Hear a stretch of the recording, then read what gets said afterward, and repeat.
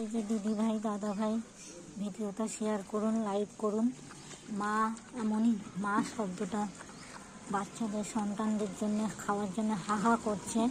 এই ভাত নিয়ে বাচ্চাগুলোকে খাওয়াবে বমি করে, একে বলে মা। আমরা মুখে বলি, ওরা মুখে বলতে পারে না, দুটো ভাতের জন্য হা হা করছে মা। এই হচ্ছে মা। দিদি ভাই দাদা ভাই আপনারা সাপোর্ট করুন, যে যেখান থেকে দেখছেন লাইভ করুন মাকে, এই একটি মাকে।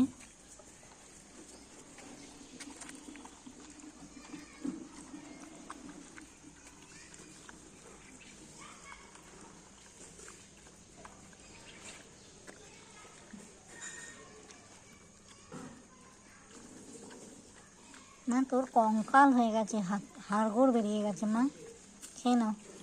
বাচ্চাগুলোকে খাওয়াতে খাওয়াতে কঙ্কাল হয়ে গেছো।